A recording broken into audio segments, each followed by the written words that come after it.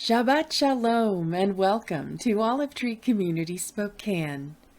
The following recording is from this week's teaching on the Parasha or portion from the Torah. You can find more details on this Parasha and the scriptures being referred to in the pull-down menu below. Shabbat Shalom, Olive Tree Community. It's good to be here. I'm Wade O'Connor, and I'll be doing the Parasha today. So today's Parasha,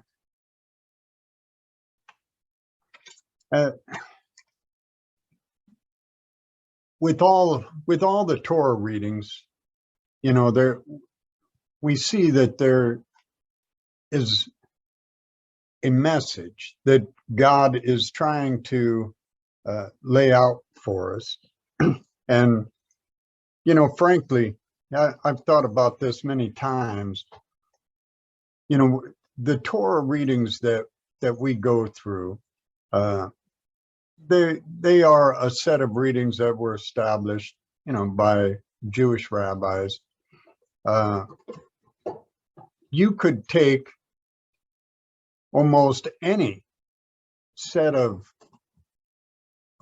portions out of anything in the Torah and read through them over the course of a year, and I believe you would come up with exactly the same message. The fact, and it is the gospel message, that we are a fallen people, we have sinned, we are in need of redemption, that God has a plan of redemption that included, him coming to this earth and dying on the cross for us. It's really amazing. But I've just in listening to prayer earlier, the testimony, the worship songs, I've heard truth mentioned probably 50 times. Truth is an important thing. And before I get to the point of my little drosh today, I just wanted to touch on this issue with truth. Again, we have these Torah readings. In reading both the Torah portion and then looking at some different commentaries on this particular portion,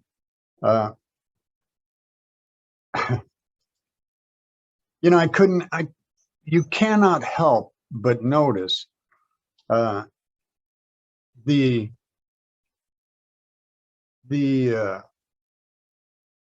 what's the word?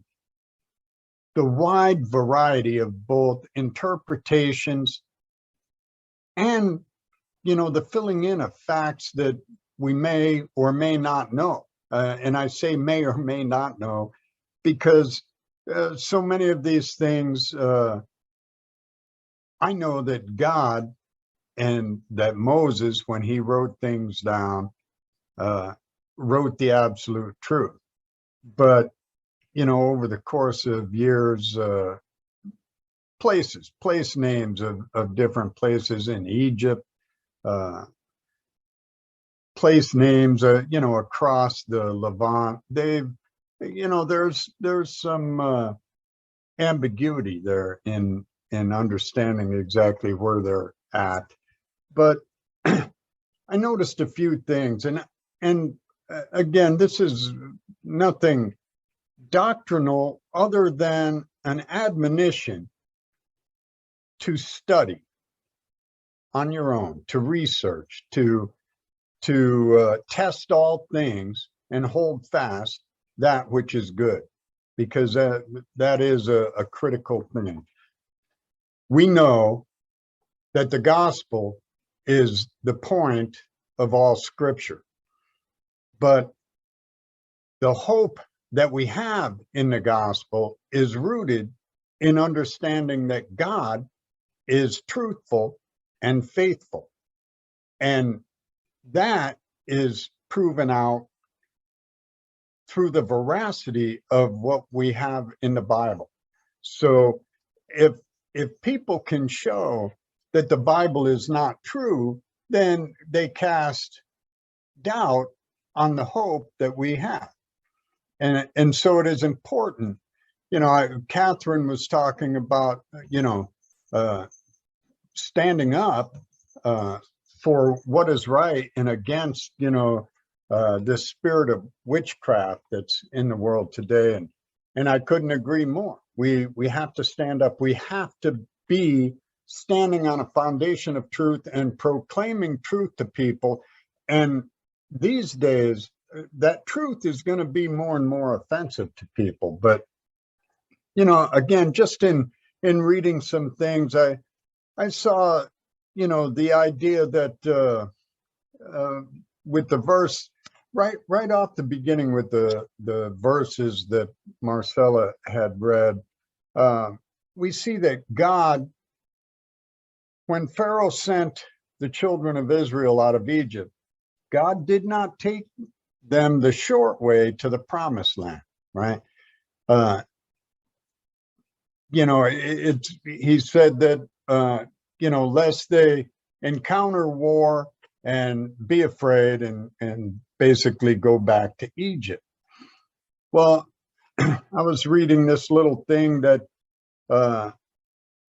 and I'm not sure where this is derived from. This is out of the Talmud, but one of the midrashes. A portion of the tribe of Ephraim left Egypt supposedly 30 years before the Exodus and were slaughtered by the Philistines. And so their bones were still laying on the road. Now that may well be true, but we don't know. But so there's that idea. Things like the statement that they went up armed, right? That the children of Israel, well, they had spoiled the land of Egypt, so they had all the riches. It does stand to reason that they would have taken weapons with them. But that is variously interpreted to be things like 4 out of 5 of the Israelites actually died in the 3 days of darkness because they didn't want to leave Egypt. And somehow that is what someone felt went up armed mean. Or the idea that there were actually 5 times as many people coming out of Egypt as Israelites because of the converts of the Egyptians. So basically the mixed multitude. So again, I just bring this up because the truth is there. The truth can be more easily discerned by comparing what you're reading to what we know in the Bible. All right. And of course, we can look at ourselves and we know our own weaknesses. I found it interesting that, and this idea came up several times, and I would tend to agree with this. The children of Israel, of course, when they were complaining to Moses, or crying out to God, I guess, that, why did you bring us out of Egypt to die in the wilderness because Pharaoh's army was marching on them, that, they would have been better off staying in Egypt. So we see that people, even today, easily adopt a slave mentality. Today, we have people, wearing masks in cars by themselves outside. I know I was talking to one of the guys I work with, a younger kid, had gone up to Mount Spokane to go snowboarding. And he was saying they required people to wear masks on the slope when you're by yourself. it's It's amazing. And we have this idea even today. There's so many people that it is better to wear a mask, to get a vaccine that you're not sure about, to stay at home, to isolate, to do all these things, than to run the risk of what? Dying. To run the risk. We don't want to run the risk of dying. But in doing that, we're saying we don't trust in God. We trust in man. We trust in science. And I'm sure I don't have to explain to any of you how many times science has been wrong. And by science, I mean an understanding of natural things based on the study of men who are fallen, men who are faulty. They certainly aren't perfect. Our understanding of the actual science that God established.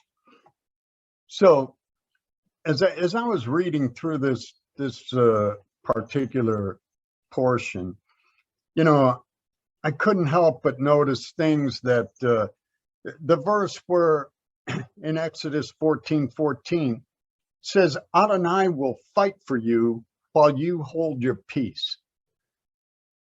In 14:15, Adonai says to Moses, why are you crying to me? Tell Bnei Yisrael to go forward. Right. So I came away with these two thoughts, and this is basically what I wanted to share. Number one, God, he makes our way easy. Most times we don't recognize that. But I think many times God makes our way easy. We see the circumstances we have to deal with, and we think they're incredibly difficult. And so we complain about it, thinking that that's actually the difficult path. But he has already made our way easy.